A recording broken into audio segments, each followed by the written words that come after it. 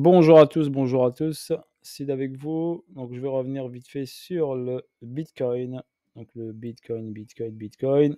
Donc j'ai pris le graphe contrat à terme. Donc sur le graphe contrat à terme ici, donc j'avais cette zone-là que j'ai dit on est venu chercher, on est venu prendre l'argent ici, on est venu prendre les dollars de cette zone-là, d'accord? Après avoir fait ce gros rallye haussier, d'accord? Ici, ce gros rallye haussier, je vous avais dit, vous vous rappelez, moi j'étais sorti sur le sell ici. Et ce rallye haussier, je l'attendais qu'il vienne plus bas pour prendre la hausse, mais je ne suis pas rentré dans le trade. Donc après, je me suis mis en mode observation. Donc, comme je l'avais dit au niveau des trade liners ici, on avait dit ici, cassure de la trade line ici, hop, les trade liners s'attendaient bien sûr au pullback pour une continuité de chute. Ça, c'est pas fait, donc on les a piégés, on aura pris leur argent des retail trade liners. Ensuite, on a cassé ici avec force la trade line baissière qui était ici, qui a engendré, je pense, un gros achat ici, vu qu'on a cassé la hausse. Donc, ceux qui en a qui sont rentrés en achat. On est venu chercher la zone qui est ici. Donc, la continuité de tendance me donnait le 1,618 à 45,220. D'accord? On est monté à 45,500, si je ne me trompe pas, 45,535. Et ici, il nous a effectué une distribution, donc une latéralisation du prix, donc une montée verticale, une latéralisation, d'accord, qu'on a ici. Donc, on a une cause ici. Et je vous avais dit, on a la possibilité, bien sûr, d'avoir une vague A, une vague B et une vague C, ok, qui donnera une grande vague A, suivie d'une vague B.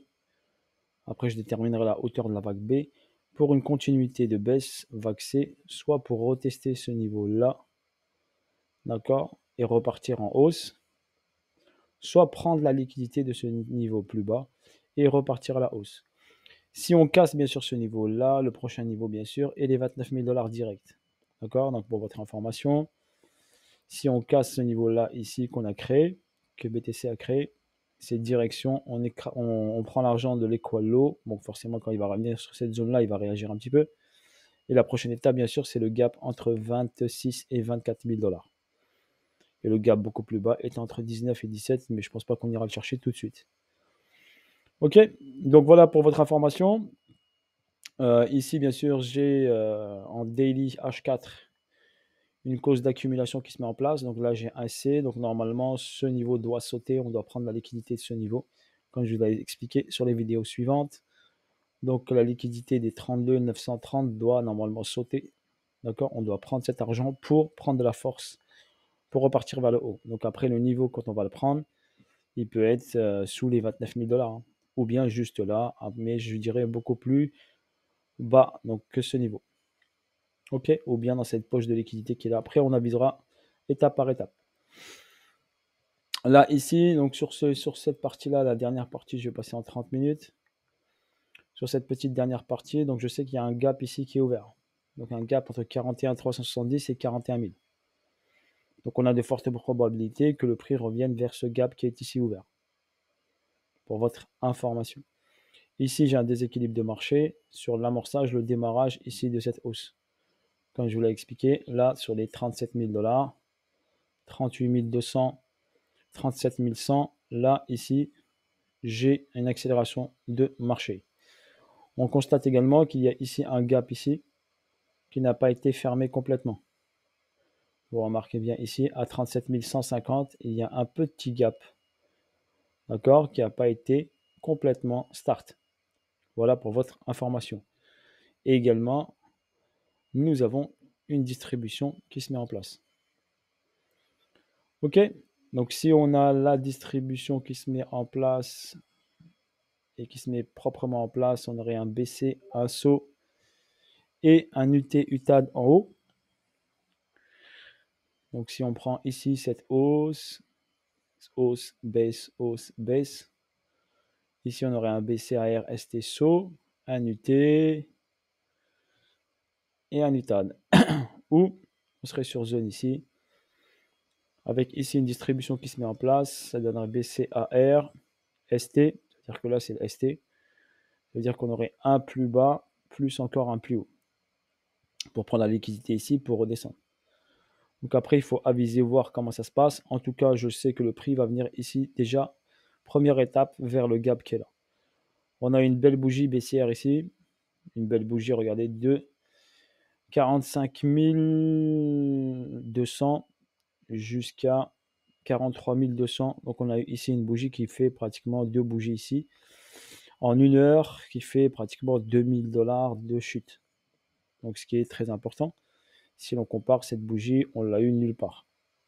On a eu des bougies de 500 $, de 1000 $, mais celle-là, elle fait 2000 $.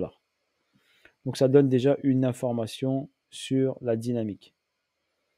Ok, du cours, bien sûr, quand on a une baisse ici rapide, on a forcément un retracement derrière.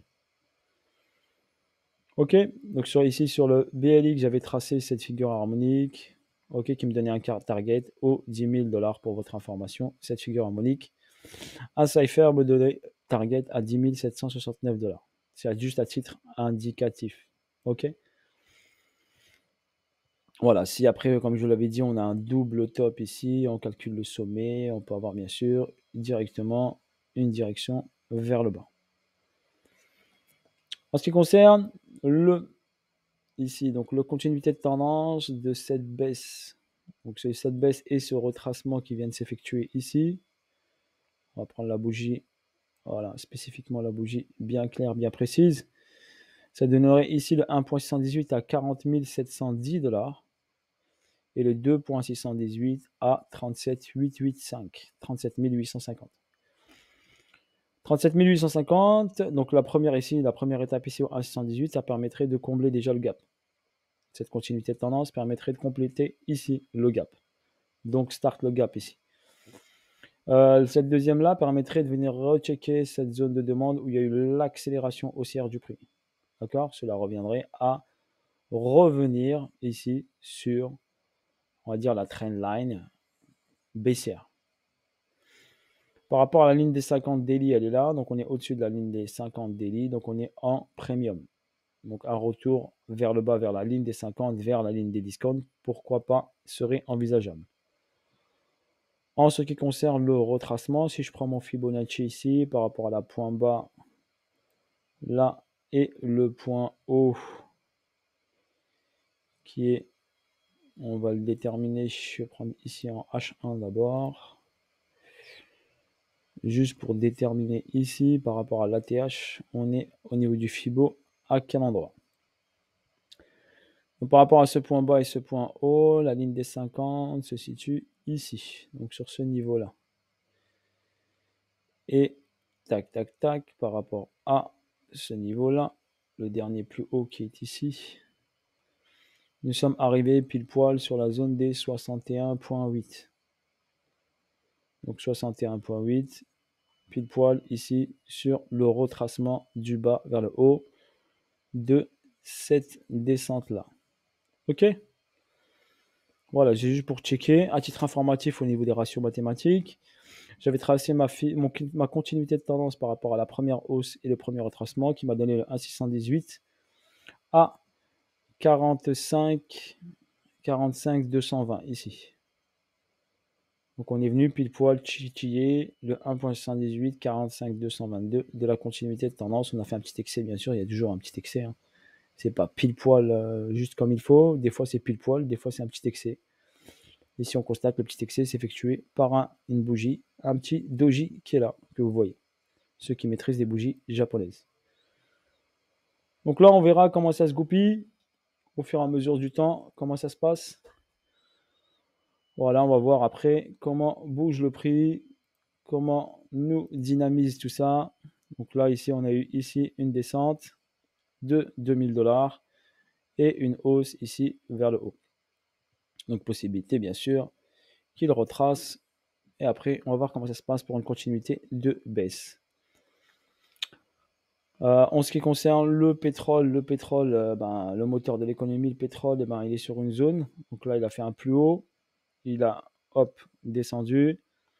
Revenir ici sur zone ici. Il a fait une intention baissière, une réaction haussière derrière. D'accord? Je check un peu le pétrole pour voir ce que ça donne. Le Nasdaq, donc le Nasdaq, on va regarder ici en 1 heure. Donc le Nasdaq, il a déjà fait une distribution ici. Tac, un retest, une chute, un retracement ici. Pratiquement comme le BTC. Retracement ici. tac, et il est remonté là, rechecker le niveau là, pour, regarder bien la bougie, il a effectué la grosse baisse ici, comme au niveau du BTC, et derrière, il y a une réaction haussière derrière. Donc après, bien sûr, à checker, à regarder, ne pas se précipiter. Voilà, pour l'instant, on a les bonnes informations qui sont devant nous. Après, moi, je suis rentré en scène. On verra comment ça se passe au fur et à mesure. Voilà. Et on sécurise notre trade. On met, hop, ABE, le SL, et on laisse tourner. Et si le prix monte, et ben on sortira à zéro, c'est tout, hein. Voilà, c'est comme ça fait partie du game, mais on est sur la bonne zone de sell pour moi, pour votre information. Sur ce, bonne journée à vous tous, à bientôt pour de nouvelles aventures, et je vous dis force à vous tous, et ne vous faites pas berner, ce n'est pas moi qui ai un Telegram qui s'appelle Seed Trading, ou qui vous vend des formations, ou qui vous dit que j'ai un fonds de placement, veuillez participer au fonds de placement. Non, ce n'est pas moi du tout, donc ne vous faites pas avoir.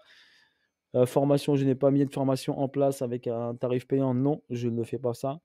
À titre indicatif, je fais des vidéos pour vous partager, moi, mes analyses et moi, mon point de vue sur les marchés financiers. Voilà.